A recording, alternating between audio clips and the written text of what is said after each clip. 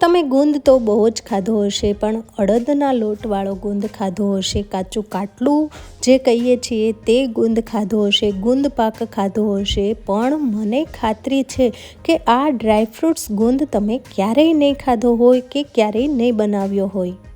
આ ડ્રાયફ્રૂટ્સ ગુંદ ખાવાથી કમર પેટની ચરબી દૂર થાય છે, કમર અને સ્નાયુના દુખાવા દૂર થાય છે, બહુ જ હેલ્ધી અને બહુ જ ફાયદાકારક છે. તો મિત્રો એકવાર આ ગુંદ જરૂરથી ટ્રાય કરજો. હું આજે મારા મમ્મી જે વર્ષોથી ડ્રાયફ્રૂટ્સ ગુંદ બનાવી રહ્યા છે તેની રીત હું તમારી સાથે શેર કરી રહી છું. મને ખાતરી છે કે આ ગુંદ તમે ક્યારેય ખાધો જ નહીં હોય.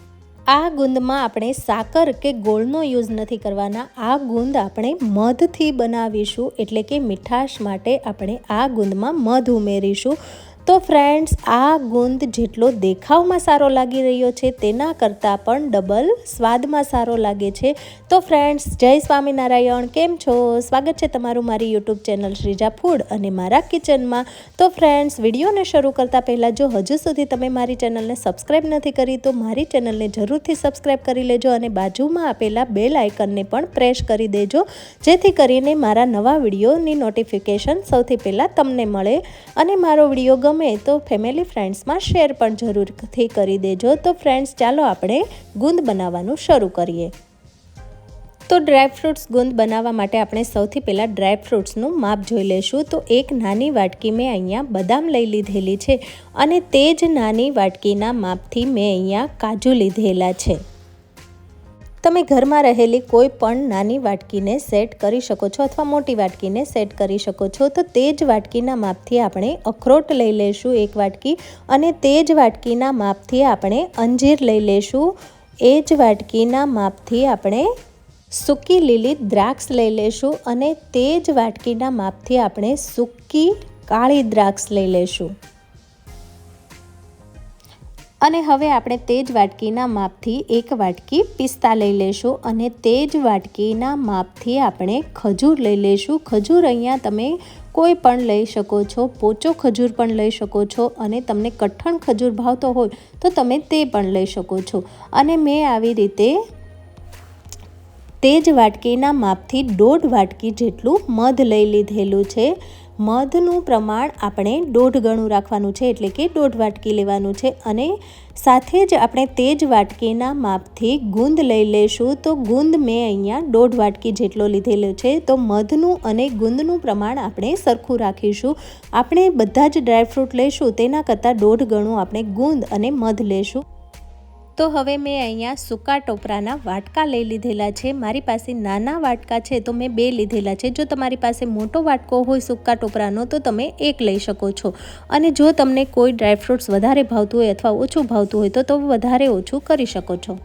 તો છે ને એકદમ સહેલું માપ. જો તમે આ માપથી ડ્રાયફ્રૂટ્સ ગુંદ બનાવશો તો તમારો ગુંદ પણ એકદમ પરફેક્ટ જ બનીને તૈયાર થશે. તો હવે આપણે સૌથી પહેલાં ગુંદ લઈ લઈશું. મેં અહીંયા બાવળિયો ગુંદ જે કહેવાય છે તે ગુંદ લીધેલો છે. તો તે ગુંદને આપણે મિક્સરના જારમાં ઉમેરી દઈશું અને તેને વાટીને તેનો પાવડર બનાવી લઈશું.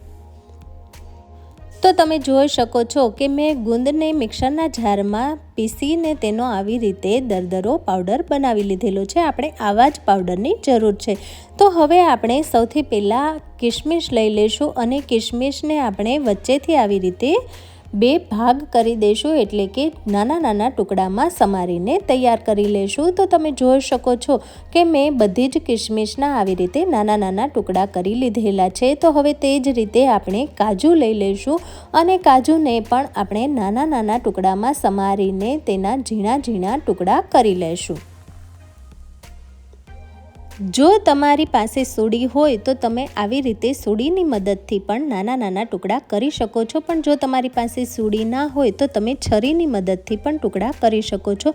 તો તમે જોઈ શકો છો કે મેં કાજુના પણ આવી રીતે નાના નાના ટુકડા કરી લીધેલા છે. તો હવે તે જ રીતે આપણે અખરોટ લઈ લઈશું અને અખરોટના પણ સૂડીની મદદથી નાના નાના ટુકડા કરીને તૈયાર કરી લઈશું. તો હવે તમે જોઈ શકો છો કે મેં અખરોટના પણ આવી રીતે નાના નાના ટુકડા કરી લીધેલા છે. તો હવે તે જ રીતે આપણે બદામ લઈ લેશું અને બદામના પણ સૂડીની મદદથી નાના નાના ટુકડા કરી લેશું. જો આપણે સૂડીની મદદથી ટુકડા કરીશું તો તે એક જ સરખા થશે અને તેનો ભૂકો નહીં થાય. જો તમે છરીની મદદથી ટુકડા કરશો તો થોડો ભૂકો પણ થશે, પણ સૂડીની મદદથી તે ભૂકો નહીં થાય. તો હવે તમે જોઈ શકો છો કે મેં બદામના પણ આવી રીતે એકદમ નાના નાના ટુકડા કરી લીધેલા છે. તો હવે આપણે તે જ રીતે અંજીર લઈ લેશું અને અંજીરના પણ સૂડીની મદદથી નાના નાના ટુકડા કરી લેશું. તો હવે મેં અંજીરના પણ આવી રીતે નાના નાના ટુકડા કરી લીધેલા છે. તો હવે આપણે કાળી દ્રાક્ષ લઈ લઈશું અને તેના પણ આપણે સૂડીની મદદથી નાના નાના ટુકડા કરી લઈશું. જો દ્રાક્ષ થોડી મોટી હોય તો તમે 3 ટુકડા પણ કરી શકો છો, પણ હું અહીંયા 2 જ ટુકડા કરી રહી છું. તો હવે તમે જોઈ શકો છો કે મેં દ્રાક્ષના પણ આવી રીતે નાના નાના ટુકડા કરીને તૈયાર કરી લીધેલા છે. તો હવે તે જ રીતે આપણે પિસ્તાને લઈ લઈશું અને પિસ્તાને પણ આપણે નાના નાના ટુકડામાં સુધારી લઈશું. તો તમે હવે જોઈ શકો છો કે મેં પિસ્તાને પણ આવી રીતે નાના નાના ટુકડામાં તૈયાર કરી લીધેલા છે.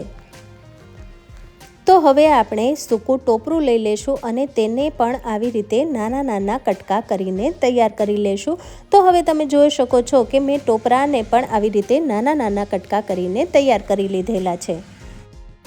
હવે આપણે ખજૂરને લઈ લેશું અને તેને પણ નાના નાના ટુકડામાં સમારી લેશું. મેં અહીંયા ઠળિયાના ભાગને અલગ કાઢી લીધેલો છે અને ખજૂરને પણ મેં આવી રીતે નાના નાના ટુકડા કરીને તૈયાર કરી લીધેલો છે.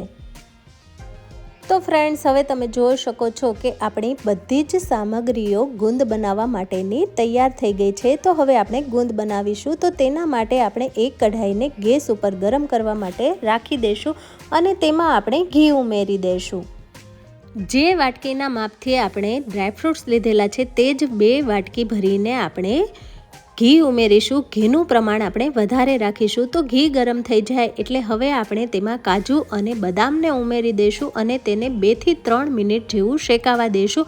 કાજુ બદામને શેકાતા થોડી વાર લાગે છે એટલે આપણે અહીંયા કાજુ બદામને પહેલાં ઉમેરીશું અને ત્યાર પછી આપણે તેમાં પિસ્તાને ઉમેરી દઈશું અને તેને લગભગ 1 મિનિટ જેવું શેકાવા દઈશું. ત્યાર પછી આપણે અખરોટને ઉમેરી દઈશું અને તેને પણ આપણે 1 મિનિટ જેવું થવા દઈશું. 1 મિનિટ થઈ જાય એટલે હવે આપણે તેમાં સૂકું ટોપરું ઉમેરી દઈશું અને તેને પણ લગભગ 1 મિનિટ જેવું થવા દઈશું.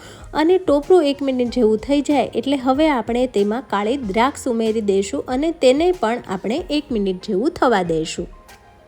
અને હવે આપણે લીલી દ્રાક્ષને પણ ઉમેરી દઈશું અને તેને પણ લગભગ 1 મિનિટ જેવું થવા દઈશું.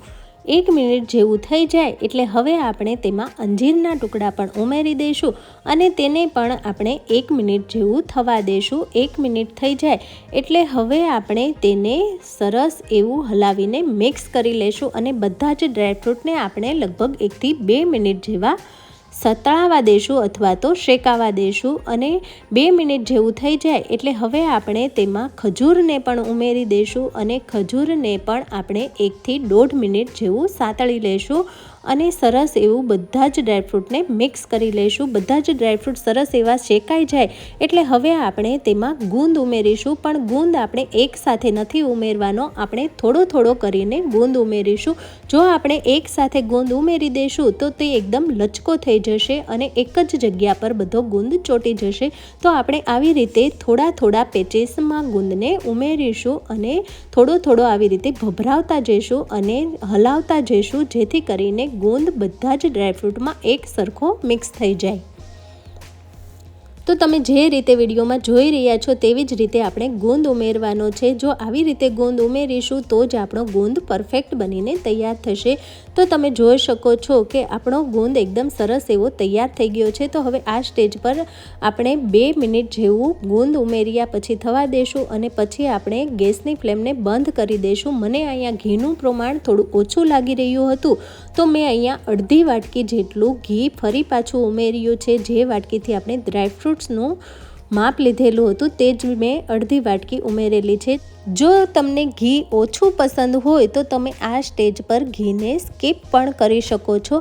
અને હવે આપણે ગુંદને 5 મિનિટ જેવો ઠંડો થવા દઈશું। આવી રીતે હલાવતા રહીશું જેથી કરીને તે જલ્દી ઠંડો થઈ જાય। તો ગુંદ 5 મિનિટ જેવો ઠંડો થઈ જાય ત્યાર પછી આપણે તેમાં મધ ઉમેરીશું। મધ ઉમેરતી વખતે આપણે એ વાતનું ખાસ ધ્યાન રાખવાનું છે કે ગુંદ ઠંડો હોવો જોઈએ। આપણે સાવ ઠંડો ગુંદ પણ નથી કરી દેવાનો અને સાવ ગરમ ગુંદમાં પણ મધ નથી ઉમેરવાનું। મધને ઉમેરતી વખતે એ વાતનું ખાસ ધ્યાન રાખવાનું છે કે ગેસની ફ્લેમ બંધ જ હોવી જોઈએ। તો હવે આપણો ગુંદ બનીને તૈયાર થઈ ગયો છે। તો લાસ્ટમાં આપણે તેમાં થોડા ખસખસના બીજને આવી રીતે ઉમેરી દઈશું અને તેને પણ હલાવીને સરસ એવું મિક્સ કરી લઈશું।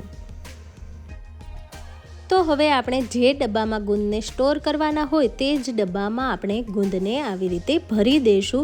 થોડો ઠંડો થાય ત્યાર પછી જ આપણે ગુંદને ડબ્બામાં ભરીશું। તો તમે જોઈ શકો છો, તમને અત્યારે લાગી રહ્યું હશે કે ગુંદ આવી રીતે છૂટો છૂટો છે, પણ જેમ જેમ તે ઠંડો થશે તેમ તેમ તે લચકો થતો જશે। તો હવે આપણે ઉપરથી પણ આવી રીતે થોડા ખસખસના બીજને ભભરાવી દઈશું જેથી કરીને તેનો દેખાવ સરસ આવે। તો હવે તમે જોઈ શકો છો કે આપણો એકદમ સ્વાદિષ્ટ, ટેસ્ટી અને હેલ્ધી એવો ડ્રાયફ્રૂટ્સ ગુંદ બનીને તૈયાર થઈ ગયો છે। તો ફ્રેન્ડ્સ, એકવાર આ ગુંદ ચોક્કસથી ટ્રાય કરવા જેવો છે। મારા મમ્મી વર્ષોથી બનાવે છે અને મને પણ આ ગુંદ ખૂબ જ પસંદ છે। તો મિત્રો, જો તમે એકવાર બનાવશો તો તમે પણ આના ફેન બની જશો અને તમે પણ આ ગુંદને વારંવાર બનાવશો। તો થોડી વાર પછી હું તમને બતાવી રહી છું। તો તમે જોઈ શકો છો કે આવી રીતે ગુંદનો લચકો થવા લાગ્યો છે। તો જેમ જેમ ઠંડો થશે અને ઘી જામશે તેમ તેમ આ ગુંદ થોડો લચકો થતો જશે અને ખાવામાં પણ ખૂબ જ સ્વાદિષ્ટ લાગશે। તો ફ્રેન્ડ્સ, એકવાર ચોક્કસથી ટ્રાય કરજો અને વિડીયો ગમ્યો હોય તો ફેમિલી ફ્રેન્ડ્સમાં શેર પણ જરૂરથી કરી દેજો। તો ફ્રેન્ડ્સ, ફરી મળીએ નવી રેસીપી સાથે। તો ત્યાં સુધી આવજો, બાય બાય, જય સ્વામિનારાયણ, થેન્ક્સ ફોર વોચિંગ।